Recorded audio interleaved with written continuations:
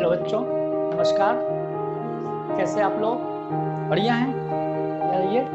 चलिए, तो आज हम बिना टाइम वेस्ट किए हुए आप लोगों से लेक्चर नंबर 21 12th बायोलॉजी का ह्यूमन रिप्रोडक्शन का एक टॉपिक डिस्कस करेंगे, fertilisation.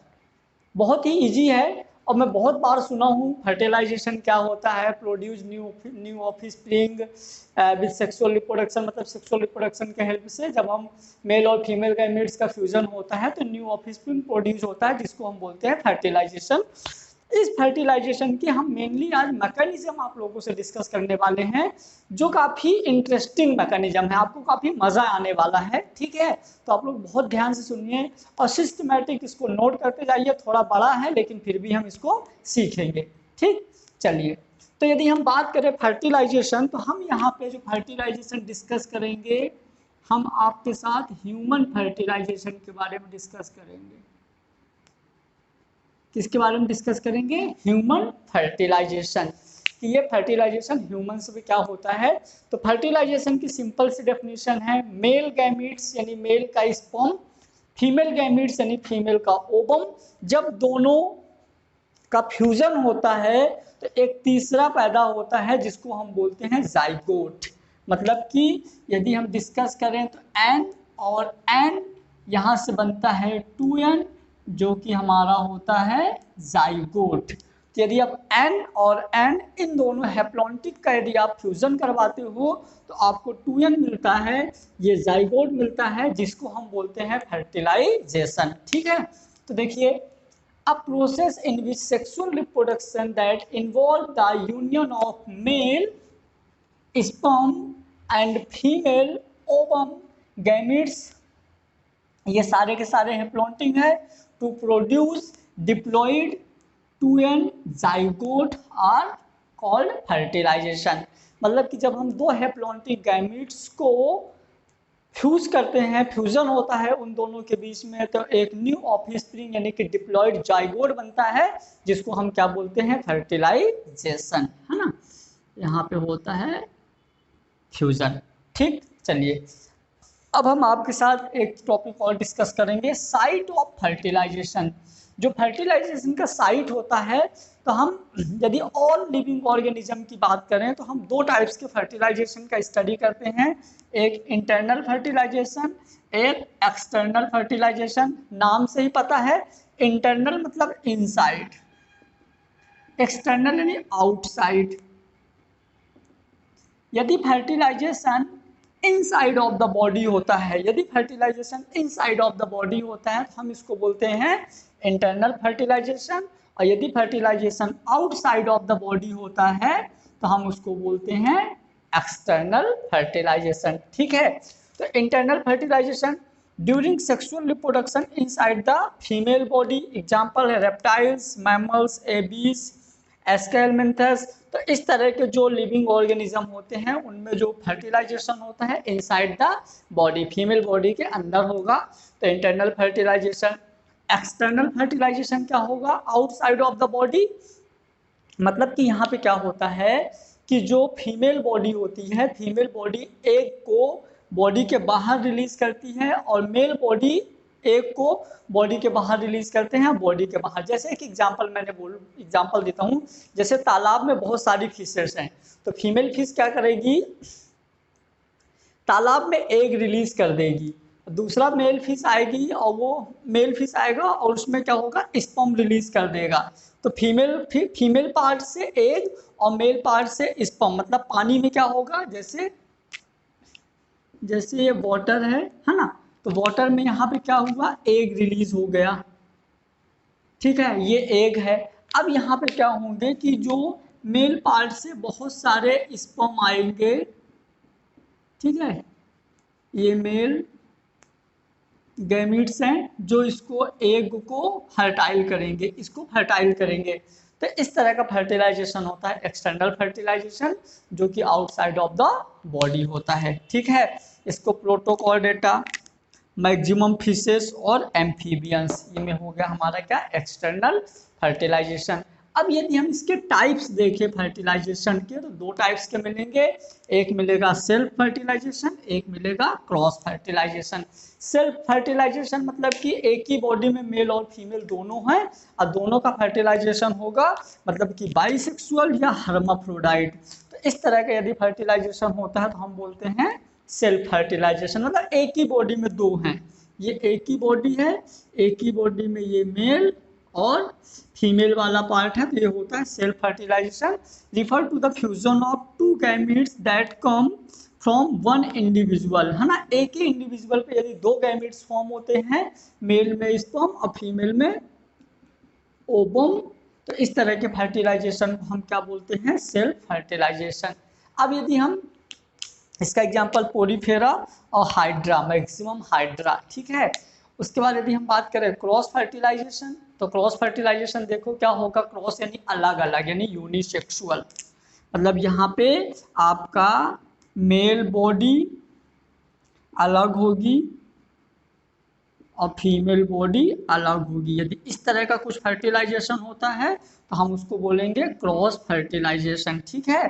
Fertilisation between two different animals, इसको हम बोलेंगे डायसियस कंडीशन, मतलब कि डायसियस कंडीशन यानी मेल की बॉडी अलग हो, फीमेल की बॉडी अलग हो, तो ये होगा हमारा क्रॉस फर्टिलाइजेशन, सेल्फ फर्टिलाइजेशन। तो हमने देखा फर्टिलाइजेशन, फर्टिलाइजेशन में आपको क्या होगा कि जब मेल का स्पर्म और फीमेल का ओवम एक दूसरे से फ्यूज होता है तो एक डिप्लॉन्टिक जाइगोट फॉर्म करेगा, जिसको हम फर्टिलाइजेशन बोलेंगे।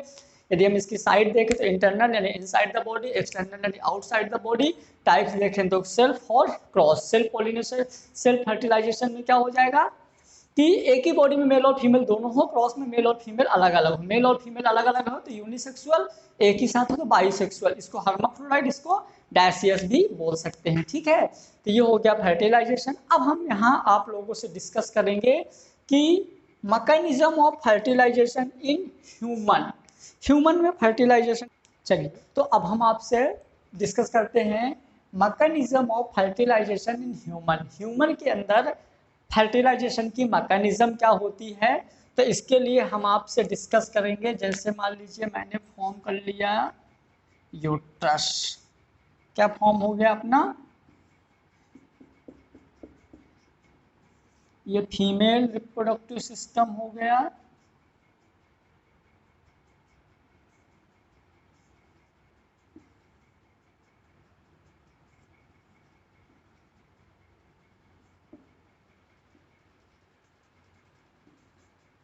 ये हो गया female reproductive system. Female reproductive system में क्या होता है कि यहाँ पे ओवरी से एग रिलीज होके जाएगा इसके एम्पुला वाले पार्ट में, और वेजाइना से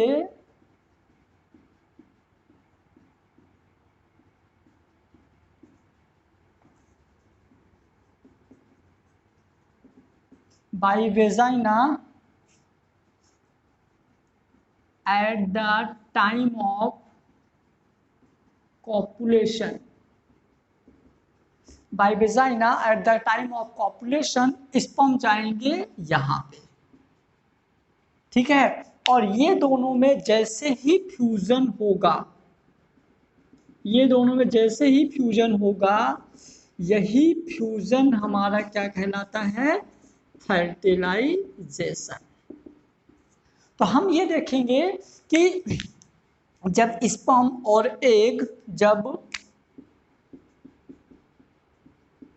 स्पर्म और एग इन दोनों के बीच में फ्यूजन होता है तो यहाँ पे कोई ना कोई हार्मोनल मैकेनिज्म होता है। क्या होता है, कोई ना कोई हार्मोनल या केमिकल एक्टिविटी होती है, ठीक है। केमिकल एक्टिविटी होती है क्योंकि ये जो ह्यूमन में जो फर्टिलाइजेशन यानी कि जो फर्टिलाइजेशन की प्रोसेस है, तो फर्टिलाइजेशन की प्रोसेस याद रखिए स्पेसिफिक होती है। क्या होती है, स्पेसिफिक, मतलब कि जिस स्पीसीज का स्पर्म है वो सेम स्पीसीज के एक को ही फर्टाइल करेगा। यदि आप सोचो कि ह्यूमंस का स्पर्म किसी अदर एनिमल्स के एक को फर्टाइल करे तो ऐसा पॉसिबल नहीं है। क्यों पॉसिबल नहीं है, क्योंकि इनके जो इस हार्मोनल होते हैं वो की लॉग थ्योरी पे वर्क करते हैं। की लॉग थ्योरी मतलब कि जिस स्पर्म्स का हार्मोन है वो उसी एक को ही, उसी स्पीसीज के एक को ही फर्टाइल कर पाएगा, किसी दूसरे को फर्टाइल नहीं कर पाएगा। जैसे कि यदि हम सोचें कि एलिफेंट यानी हाथी का स्पर्म गाय को फर्टाइल कर दे तो ऐसा पॉसिबल नहीं है, क्योंकि उन दोनों का स्पेसिफिक अलग अलग है ना, उन दोनों के जो प्रोटीन्स हैं, जो हार्मोन्स हैं, वो डिफरेंट टाइम से वर्क करेंगे। ठीक, तो ये होगा हमारा क्या, तो हम यहाँ पे थोड़ा सा डिस्कस करते हैं कि जैसे ह्यूमंस मेल में स्पर्म, तो स्पर्म में कौन से हार्मोन्स हैं और एग में कौन से हार्मोन्स हैं। यदि हम स्पर्म की बात करें तो स्पर्म में anti fertilizin, fertilin, bindin, androgamones first and second और ग्लूपिन प्रोटीन्स, है ना। इतने सारे हार्मोन्स और प्रोटीन्स होते हैं स्पर्म में। यदि हम एग की बात करें तो एग में fertilizin, galactose, gynogamones first and second, ZP3 zona pellucida area third. ठीक है, थर्ड एरिया, ये इतनी चीजें होती हैं एग में। अब इन दोनों के जॉइंट रिएक्शन से, मतलब इन दोनों के आपस में जो रिएक्शंस होगी, इन दोनों के जॉइंट रिएक्शन से ही फर्टिलाइजेशन पॉसिबल हो पाएगा। यदि इन दोनों में से कोई एक भी हार्मोन्स अब्सेंट है, जैसे कि यदि हम बोलें कि एग के जोना पेलुसिडा को हम रिमूव कर दें, यदि एग के जोना पेलुसिडा को हमने रिमूव कर दिया, यदि एग के जोना पेलुसिडा को हमने रिमूव कर दिया तो फर्टिलाइजेशन नॉट पॉसिबल, फिर फर्टिलाइजेशन पॉसिबल नहीं होगा। ये बहुत ही सेंसिटिव मैकेनिज्म होती है। ठीक है, स्पर्म और एग का जो फर्टिलाइजेशन है बहुत ही सेंसिटिव मैकेनिज्म होती है, मतलब यदि इन हार्मोन्स में से कोई भी हार्मोन्स एब्सेंट है तो फर्टिलाइजेशन पॉसिबल नहीं होगा। ठीक, तो चलिए हम देखते हैं। जैसे मैंने बताया कि फीमेल रिप्रोडक्टिव सिस्टम है, फीमेल रिप्रोडक्टिव सिस्टम में बाय वेजाइना कॉपुलेशन के टाइम पे स्पर्म इसके एम्पुला वाले पार्ट पे जाते हैं, यहाँ ओवरी से बाई ओवुलेशन, ठीक है, बाई ओवुलेशन एक कहाँ पहुँच जाते हैं, एम्पुला वाले पार्ट में। अब इन दोनों पार्ट में कौन सी केमिकल एक्टिविटी होती है, ये जो केमिकल एक्टिविटी है इन हार्मोन्स पे डिपेंड करती है। तो हम ये देखेंगे कि हमारी ये जो केमिकल एक्टिविटी है तो कैसे वर्क करती है। ठीक है, तो चलिए सबसे पहले अपन अब इसके स्टेप्स देखते हैं कि ये जो स्पर्म है इस एग को फर्टाइल करने के लिए कितने स्टेप कंप्लीट करेगा, क्या क्या स्टेप कंप्लीट करेगा कि ये एग इस स्पर्म को, सॉरी, ये स्पर्म इस एग को फर्टाइल कर ले। तो कौन कौन सी एक्टिविटी कंप्लीट करेगा और कौन सा हार्मोन क्या रोल करेगा, हम इसको आपके साथ यहाँ डिस्कस करेंगे। ठीक है, चलिए अब हम डिस्कस करते हैं कि ये जो एग है, एग में स्पर्म कैसे फर्टाइल करेगा, मतलब कि कौन कौन सी कितनी स्टेप यहाँ पे इंक्लूडेड हैं, कितनी स्टेप यहाँ इंक्लूडेड है कि ये स्पर्म इस एग को फर्टाइल कर पाए। तो इसके लिए फर्टिलाइजेशन के लिए हम मेनली 9 स्टेप की स्टडी करेंगे। सबसे पहला स्टेप हम पढ़ेंगे क्या, सबसे पहले हम देखेंगे सिनगैमी। सबसे पहले हम देखेंगे सिनगैमी, जिसमें गैमीट्स का फ्यूजन होगा, जिसमें गैमीट का फ्यूजन होगा। दूसरा हम स्टडी करेंगे एक्रोसोमल रिएक्शन, दूसरा हम देखेंगे एक्रोसोमल रिएक्शन। एक्रोसोमल रिएक्शन भी आपको दो टाइप से मिलेगा, यदि जोना पेलुसिडा में होता है तो हम इसको बोलेंगे जोनल रिएक्शन, लेकिन यदि ये कोरोना रेडिएटा में होता है तो हम इसको बोलेंगे कोरोनल रिएक्शन। ठीक है, तो ये हो गया देखिए सिनगैमी, मतलब कि स्पर्म इसके कांटेक्ट में आया। देन यहाँ पे क्या हुआ, इसके हेड वाले पार्ट में जो एक्रोसोम था तो एक्रोसोमल रिएक्शन करेगा, तो ये हो गया एक्रोसोमल रिएक्शन। तीसरा यदि हम बात करें तो एक्रोसोमल रिएक्शन के बाद तीसरा होगा depolarisation of egg, depolarisation of egg, है ना, एग में डिपोलराइजेशन होगा। ठीक, यदि हम चौथा बात करें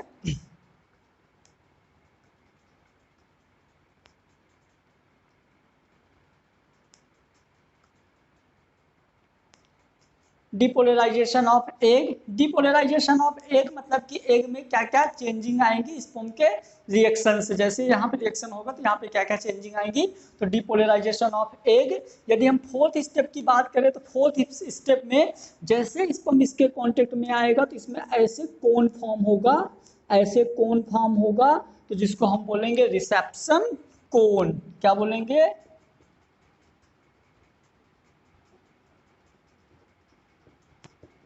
रिसेप्शन कोन फॉर्मेशन। जैसे रिसेप्शन कोन फॉर्म होगा तो ये स्पर्म इसके अंदर चला जाएगा और एग स्पर्म का फैगोसाइटोसिस कर लेगा। तो फिफ्थ स्टेप हमारा होगा फैगोसाइटोसिस ऑफ स्पर्म, स्पर्म का फैगोसाइटोसिस होगा, फैगोसाइटोसिस ऑफ स्पर्म। जैसे स्पर्म का फैगोसाइटोसिस हुआ, जैसे स्पर्म इसके अंदर जाएगा तो फिर इसके अंदर जो केमिकल्स हैं उनमें रिएक्शंस होना स्टार्ट हो जाएगी, जिसको हम बोलेंगे कॉर्टिकल रिएक्शन।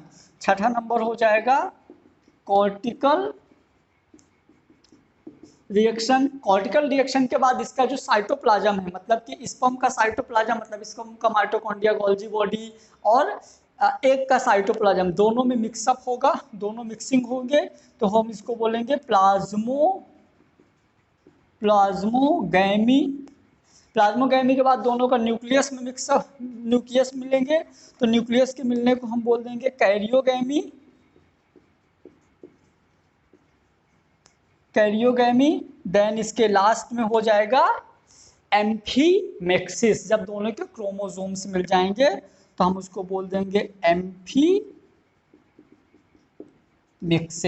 इस तरह से 9 स्टेप में आपका कंप्लीट फ्यूजन हो जाएगा एग में स्पर्म का। ठीक है, 9 स्टेप में कंप्लीट फ्यूजन हो जाएगा एग में स्पर्म का, और ये इसको कंप्लीट फर्टाइल करके क्या कर देगा, लास्ट में जाइगोट फॉर्म कर देगा। क्या कर देगा, जाइगोट फॉर्म कर देगा 2n। अब मैं इसी का डिटेल एक्सप्लेनेशन आपके साथ रखते हैं। सबसे पहले मैंने क्या बोला कि फर्टिलाइजेशन में हमको 9 स्टेप कंप्लीट करना पड़ेगा। 9 स्टेप मतलब पहले क्या होगा हमारा सिनगैमी, सिनगैमी यानी कि दोनों कांटेक्ट में आएंगे, दोनों का फ्यूजन होगा। सिनगैमी के बाद acrosomal reaction, depolarisation of egg, depolarisation of egg के बाद reception cone formation, phagocytosis of sperm, phagocytosis के बाद कॉर्टिकल रिएक्शन, फिर प्लाज्मोगैमी, कैरियोगैमी और एम्फीमेक्सिस। तो ये 9 स्टेप आप याद रखिए। इन 9 स्टेप को हम अप्लाई करके स्टडी करेंगे किसकी, फर्टिलाइजेशन में। मतलब 9 स्टेप जैसे कंप्लीट होगी तो हमारी फर्टिलाइजेशन की प्रोसेस कंप्लीट हो जाएगी। मतलब आप अंदाजा लगा सकते हैं ये कितना कॉम्प्लिकेटेड है। ठीक है, चलिए अब इसके बाद हम एक दो चीजें और देख लेते हैं कि जो हमारे हार्मोन्स थे वो हार्मोन्स, कौन सा हार्मोन कैसे वर्क करता है। ठीक है, तो हम यहाँ पे थोड़ी सी आप लोगों से डिस्कस करेंगे एक्टिविटी ऑफ हार्मोन्स।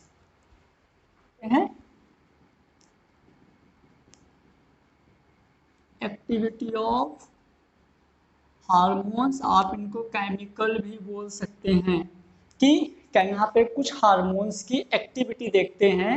कुछ साइंटिस्ट थे, उन्होंने हार्मोन्स की अलग अलग एक्टिविटी बताई। तो जैसे लिली साइंटिस्ट ने ये बताया कि एग के सरफेस में फर्टिलाइजिंग एंजाइम पाया जाता है जो लॉक जैसे बिहेव करता है। ठीक है, तो according to Lillie fertilising chemical present in the surface of egg, egg के सरफेस में फर्टिलाइजिंग एंजाइम्स पाया जाएगा। फिर इन्होंने यही बताया कि जो फर्टिलाइजिंग एंजाइम है वो ग्लाइकोप्रोटीन एसिड म्यूकोपॉलीसैकेराइड नेचर का होता है, glycoprotein and acid mucopolysaccharide nature का होता है। एक और साइंटिस्ट है बेलिंस्की, इन्होंने ये बताया कि एंटी फर्टिलाइजिंग केमिकल्स जो होता है वो स्पर्म के सरफेस में पाया जाता है। याद रखिएगा, जो फर्टिलाइजिंग है वो पाया जाएगा, फर्टिलाइजिंग है जो पाया जाएगा एग के सरफेस में, और एंटी फर्टिलाइजिंग पाया जाएगा स्पर्म के सरफेस में। ठीक, और एक और था फर्टिलिन, एक और था फर्टिलिन प्रोटीन, जो फर्टिलिन प्रोटीन है वो भी स्पर्म के सरफेस में पाया जाएगा। ठीक, तो जैसे हमारा यहाँ पे फर्टिलाइजिंग लॉक जैसे बिहेव करता है, ऐसे ये यहाँ पे की जैसे बिहेव करता है। जैसे एंटी फर्टिलाइजिंग लॉक जैसे बिहेव करता है, सेम ऐसे स्पर्म में एंटी फर्टिलाइजिंग की जैसे बिहेव करता है। तो जैसे ये आपका एग है, एग के सरफेस में है क्या, फर्टिलाइजिंग, फर्टिलाइजिंग जैसे एग के सरफेस में है, तो ये लॉक जैसे बिहेव कर रहा है, लॉक जैसे। और जो दूसरा स्पर्म है, स्पर्म के सरफेस में क्या है, एंटी फर्टिलाइजिंग, एंटी फर्टिलाइजिंग जो कि की जैसे बिहेव करता है। यानी कि ये हमारी जो प्रोसेस है ये होती है इंट्रा स्पेसिफिक, याद रखिएगा बहुत अच्छे से, इंट्रा स्पेसिफिक प्रोसेस होती है। मतलब कि जो एंटी फर्टिलिन एंजाइम्स है, मतलब जो की है सेम वाले लॉक को ही ओपन करेगी, मतलब एंटी फर्टिलाइजिंग एंजाइम ही फर्टिलाइजिंग एंजाइम को से रिएक्शन करके और स्पर्म को इसके इनसाइड भेजेगा। ठीक है, तो ये बहुत इंपॉर्टेंट है, याद रखिएगा। इंट्रा स्पेसिफिक एक्टिविटी होती है क्योंकि हमारा जो फर्टिलाइजिंग मतलब जो एग, एंटी फर्टिलाइजिंग मतलब ये स्पर्म, ये दोनों की लॉक थ्योरी पे डिपेंड करते हैं जो कि इंट्रा स्पेसिफिक होता है। ठीक, उसके बाद हम देखेंगे एक वॉशरमैन एंड सेलिंग ने क्या बताया था। तो वॉशरमैन एंड सेलिंग ने ये बताया था कि स्पर्म और एग के मतलब स्पर्म के सरफेस में एक स्पेशल टाइप्स की प्रोटीन पाई जाती है जो एग के जोना पेलोसिडा मेम्ब्रेन को पहचानता है।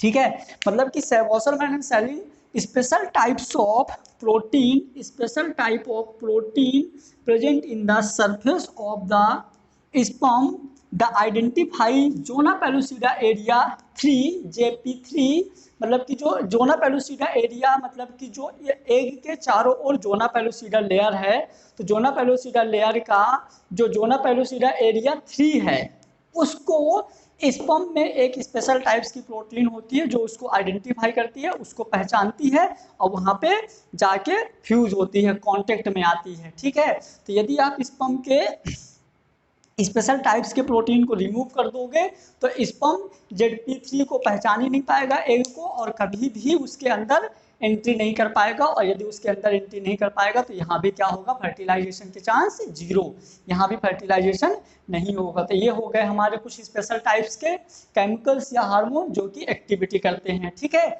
इसके बाद और जो केमिकल्स हैं वो कैसे एक्टिविटी करते हैं उनको हम देख लेते हैं, फिर एक साथ पूरी अपन स्टडी स्टार्ट करते हैं। ठीक, चलिए, जैसे ही हमारे हो गए एंटी फर्टिलाइजिंग, फर्टिलाइजिंग और फर्टिलिन हार्मोन्स हो गए। अब यदि हम और दो हार्मोन्स की बात करें, ठीक है, तो जैसे हम ये यहाँ पे देख लें कि मान लीजिए ये हमारा क्या है, एग, ये क्या है, एग, एग के चारों ओर लेयर है जोना पेलुसिडा, एग के चारों ओर है, ये हो जाएगी प्लाज्मा मेम्ब्रेन, जोना पेलुसिडा या कोरोना रेडिएटा। यदि हम ह्यूमंस की बात करेंगे तो ये हमारा सिर्फ रहेगा जोना पेलुसिडा। अब इस जोना पेलुसिडा में क्या है, जैसे ही स्पर्म इसके कांटेक्ट में आता है, जैसे ही स्पर्म इसके कांटेक्ट में आता है तो कौन कौन सी एक्टिविटी होती है, मतलब यहाँ पे कौन सा हार्मोन्स काम आता है। तो सबसे पहले हम देखेंगे कि यदि हम बात करें सबसे पहले स्पर्म, यदि हम बात करें सबसे पहले स्पर्म, तो स्पर्म में यहाँ पे रहता है एंड्रोगैमोनेज फर्स्ट एंड सेकेंड। तो जो एंड्रोगैमोनेज फर्स्ट और सेकेंड होता है वो कैसी एक्टिविटी करता है, तो एंड्रोगैमोनेज फर्स्ट एंड एंड्रोगैमोनेज सेकेंड। तो हमारा जो एंड्रोगैमोनेज फर्स्ट हार्मोन से केमिकल्स होता है वो स्पर्म के लिए कैसे वर्क करता है, तो ये एंड्रोगैमोनेज,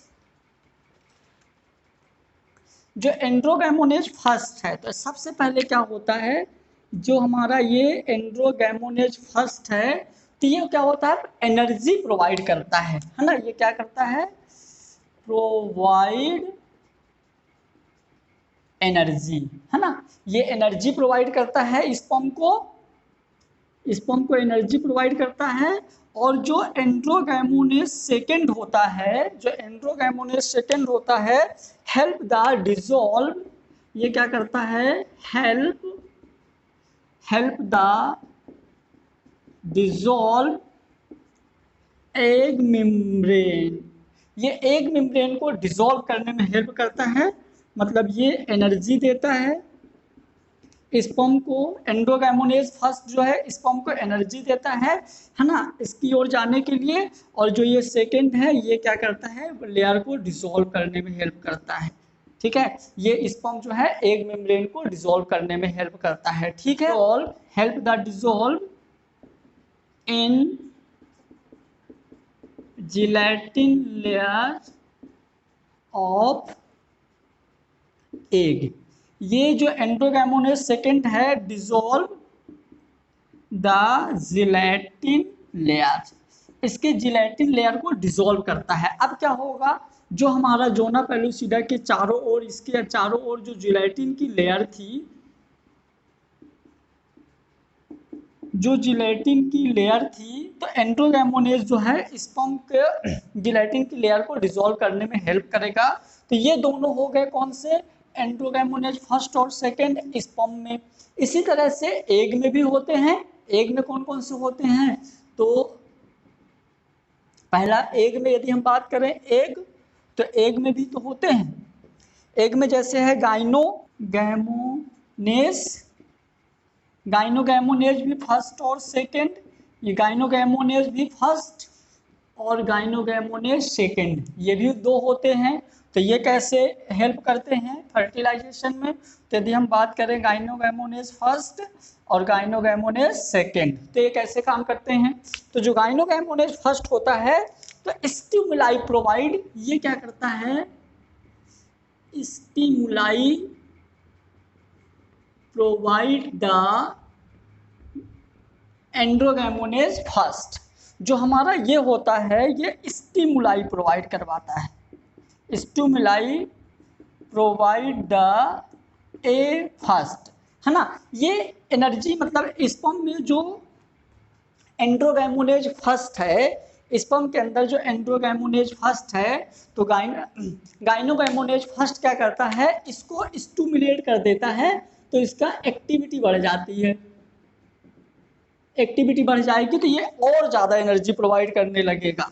ठीक है, मतलब ये एक के कांटेक्ट में आने पर, एक के लेयर में जो GA1 है, GA फर्स्ट है, वो इसको और ज़्यादा स्टिमुलेट करेगा और ये स्पर्म और ज़्यादा एनर्जी से एक के अंदर जाएगा। ठीक है, फिर यदि हम बात करें यदि हम बात करें गाइनोगैमोनेज सेकेंड, तो ये क्या काम करता है, प्रोवाइड द लुब्रिकेशन। ये हमारा क्या काम करता है, प्रोवाइड लुब्रिकेशन।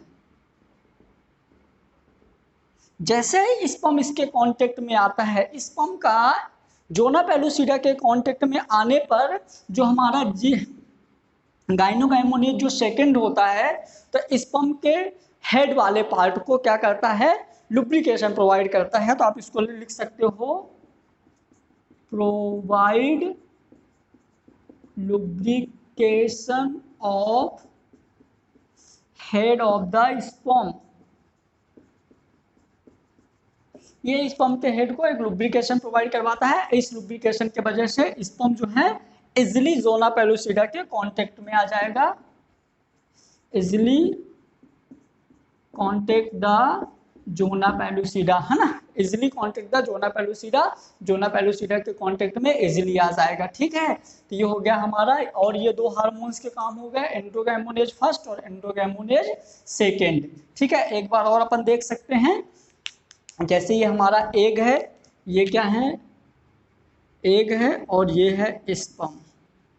ठीक, तो जैसे स्पर्म इसके कांटेक्ट में आता है, तो स्पर्म के अंदर पहले स्पर्म इसके कांटेक्ट में आया कैसे, तो ये इसके कांटेक्ट में आता है कि जो हमारा स्पर्म का जोना पेलुसिडा एरिया 3 होता है, ZP3, जोना पेलुसिडा एरिया जो 3 होता है, तो स्पर्म में एक बाइंडिंग प्रोटीन होती है, एक बाइंडिंग प्रोटीन होती है जो इंट्रा स्पेसिफिक होती है, इंट्रा स्पेसिफिक होती है, मतलब कि इसके अंदर जो बाइंडिंग प्रोटीन होती है, तो एक के जो जोना पेलुसिडा है, तो जोना पेलुसिडा का जो ZP3 एरिया रहता है, इसको आइडेंटिफाई कर लेती है अकॉर्डिंग टू की लॉग थ्योरी, है ना। और ये इसको जोना पेलुसिडा 3 के एरिया को स्पर्म आइडेंटिफाई कर लेता है, पहचान लेता है और इसके कांटेक्ट में जाता है। जैसे इसके कांटेक्ट में जाता है तो यहाँ पे क्या चाहिए, एनर्जी चाहिए होती है, और ये एनर्जी स्पर्म गेन करता है किससे, एनर्जी गेन करने में इसको हेल्प करता है A1 इसको एनर्जी देता है, और जो हमारा A2 होता है तो इसको क्या करवाता है कि इसकी लेयर को डिसॉल्व करने में हेल्प करता है। मतलब A1 स्पर्म को एनर्जी देगा, A2 इसके लेयर को डिसॉल्व करने में हेल्प करेगा, जो जिलेटिन लेयर होती है। उसी टाइम पे जो एग के अंदर भी दो G1 और G2 होते हैं, तो जो G1 होता है तो क्या करता है, ए को स्टिमुलाई प्रोवाइड करवाता है, काहे के लिए कि और ज़्यादा एक्टिविटी हो जाए, और ज़्यादा एनर्जी मिल जाए, और जो G2 होता है वो क्या करता है कि स्पर्म को लुब्रिकेशन प्रोवाइड करवाता है, जिससे स्पर्म इजिली जिलेटिन से चिपक जाए और अंदर जा पाए। तो ये हो गई यहाँ तक की एक्टिविटी। फिर स्पर्म इसके अंदर जाएगा, क्या एक्टिविटी होती है तो हम उसको देखेंगे। पहले यहाँ पे फिर होगा एक्रोसोमल रिएक्शन, है ना। इसके कांटेक्ट में आया मतलब सिनगैमी, तो ये हमने जो प्रोसेस पढ़ा ये हमारा हो गया सिनगैमी। क्या हो गया, सिनगैमी। सिनगैमी यदि जोना पेलुसिडा से होता है तो जोनल रिएक्शन हो गई, और कोरोना रेडिएटा से होता है तो कोरोनल रिएक्शन हो गई। तो इसके कांटेक्ट में आया तो ये हो गया हमारा सिनगैमी। अब हम देखेंगे एक्रोसोमल रिएक्शन क्या होता है, क्या देखेंगे, एक्रोसोमल रिएक्शन डाल सकते थे सिनगैमी। सेकेंड नंबर जो था हमारा एक्रोसोमल रिएक्शन। जैसा कि हमने बताया कि यदि एक्रोसोमल रिएक्शन में आप जोना पेलुसिडा की बात कर रहे हो तो ये होगा जोनल रिएक्शन, जो कि ह्यूमंस में होगा।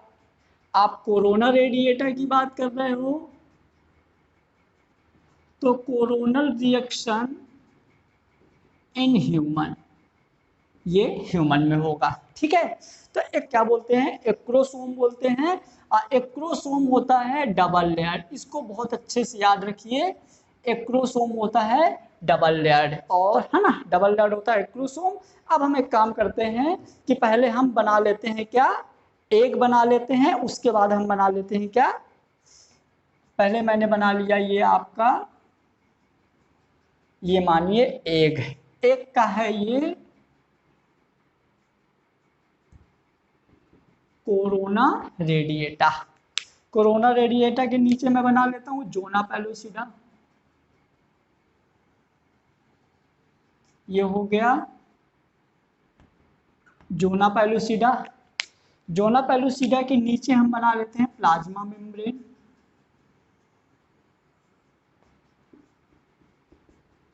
ये हमने बना लिया प्लाज्मा मेम्ब्रेन।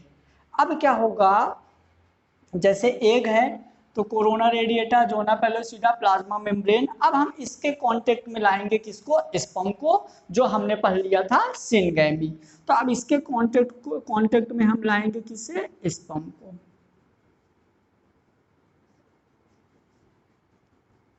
हम स्पर्म को अब इसके कांटेक्ट में लाएंगे। जैसे ही स्पर्म को हम इसके कांटेक्ट में लाते हैं तो यहाँ पे एक्रोसोमल रिएक्शन स्टार्ट हो जाता है।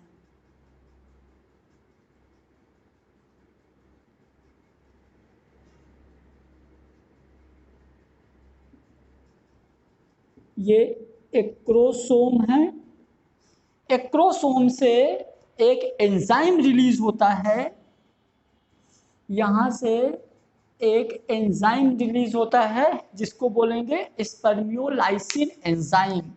क्या होगा ये, स्पर्मियोलाइसिन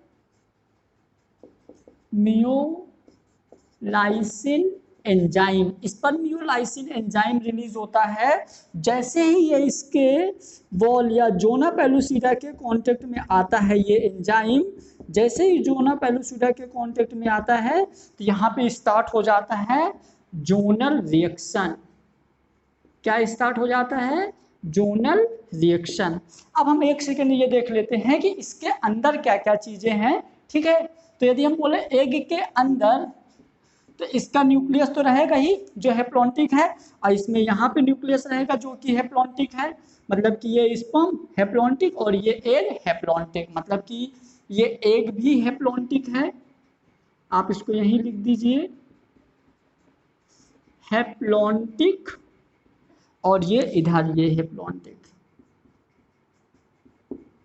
ठीक है, ये दोनों हैप्लॉन्टिक है। जैसे यहाँ पे स्पर्मियोलाइसिन एंजाइम इसके जोना पेलोसिडा के कांटेक्ट में आता है तो यहाँ से क्या स्टार्ट हो जाता है, जोनल रिएक्शन, या इसी को हम बोलेंगे एक्रोसोमल रिएक्शन। क्या बोलेंगे, एक्रोसोमल रिएक्शन स्टार्ट हो जाती है ना।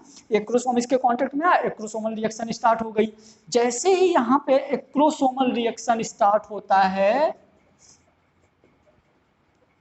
एक्रोसोमल रिएक्शन जैसे ही स्टार्ट होता है तो इसकी एक लेयर तो ब्रेक हो गई,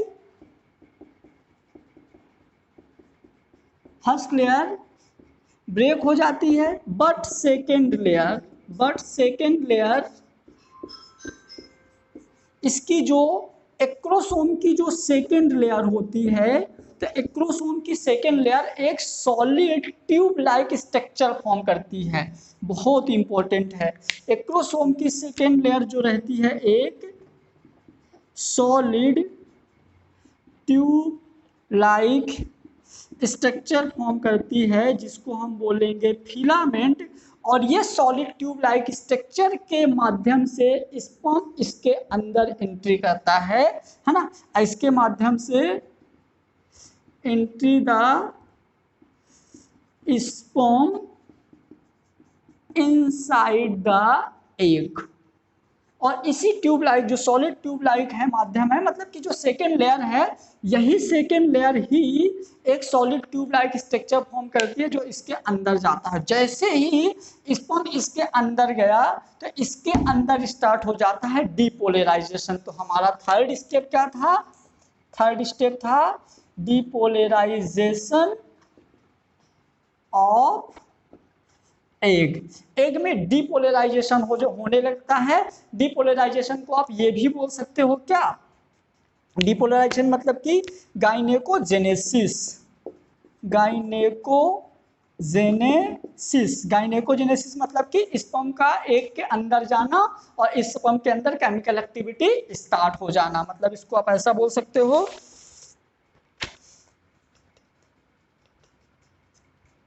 यहां पे बोल सकते हो स्टार्ट एक्टिविटी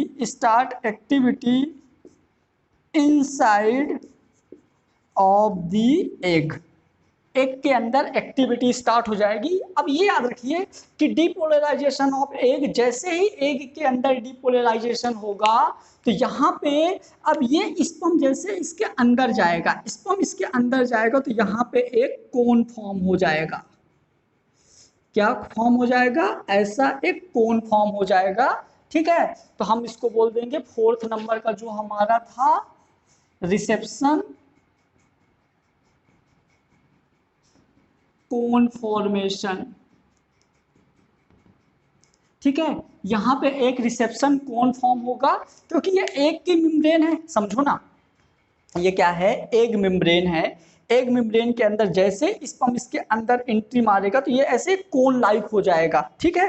स्पर्म के इसके अंदर कोन फॉर्मेशन हो जाएगा और ये अरे यार ये लेयर है, ध्यान दो ऐसे कि ये एक लेयर है। इस लेयर में जैसे स्पर्म इसके अंदर जाएगा तो ये क्या होगा, अरे बॉल, स्माइली वाली बॉल होती है ना, स्माइली वॉलीबॉल, उसमें आप ऐसे उंगली प्रेस करो, स्माइली वॉलीबॉल मानो कि ये हमारा ये एक क्या है, स्माइली बॉल एक क्या है, एग है। उस एग के अंदर जैसे ही आप ऐसे फिंगर या कुछ भी आप डालोगे तो देखोगे वहां पे जब उसको प्रेस करोगे तो कोन जैसे स्ट्रक्चर फॉर्म हो जाता है। इमेजिन करो ना, बटर स्कॉच चॉकलेट खाए होगे ना, वही है ना, तो उस तरह का एक कोन फॉर्म हो जाता है। देखो मुंह में पानी आ गया, ठीक है कोई दिक्कत नहीं, खा लेना, कैसे हो जाऊं, मेरे पास भी नहीं है, ठीक है कोई दिक्कत नहीं।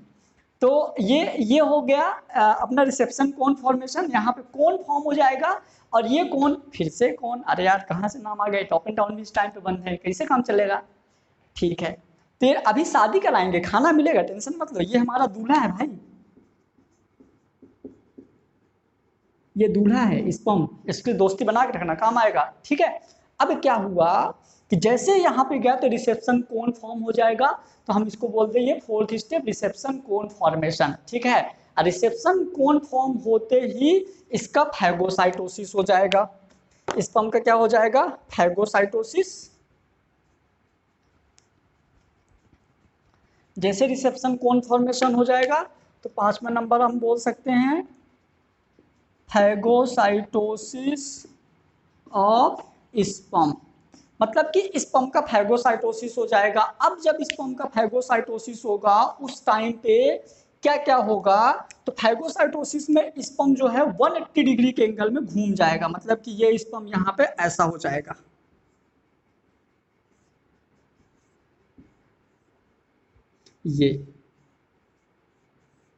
ये स्पर्म ऐसा हो जाएगा। जैसे इसका फैगोसाइटोसिस होगा तो only head and middle piece ही एंट्री कर पाता है। Middle piece entry the inside of the egg. ठीक है, मतलब कि इसका मिडिल पीस ही सिर्फ मिडिल पीस एंट्री कर पाता है। जो इसका टेल है तो टेल इसका बाहर ही रह जाता है। अब याद रखिए, बहुत इंपॉर्टेंट चीज मैं बताने वाला हूं कि जैसे एक स्पर्म इसके एग के अंदर जाता है, जैसे ही एक स्पर्म एग के अंदर जाता है तो पॉलीस्पर्मी ना हो। क्या ना हो? पॉलीस्पर्मी।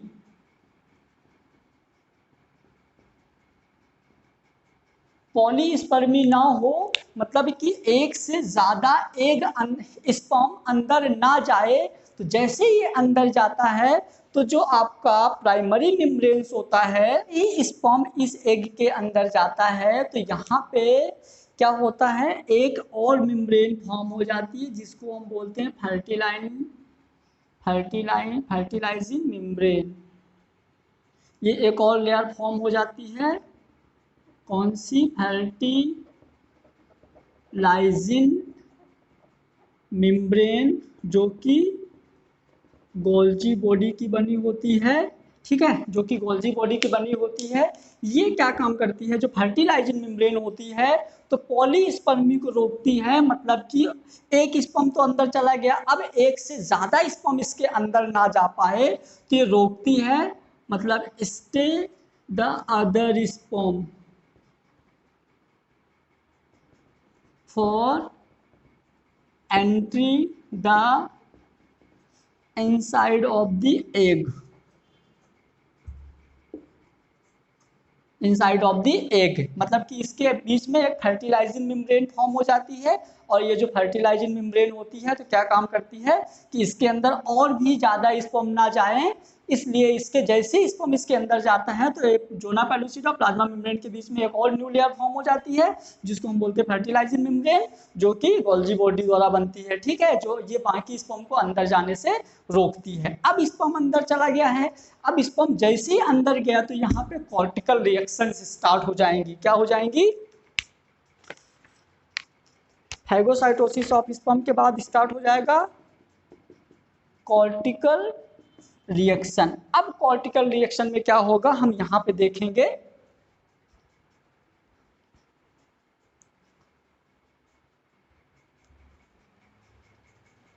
अब यहाँ पे जैसे स्पर्म इसके अंदर गया तो इसके अंदर क्या स्टार्ट हो जाएगा?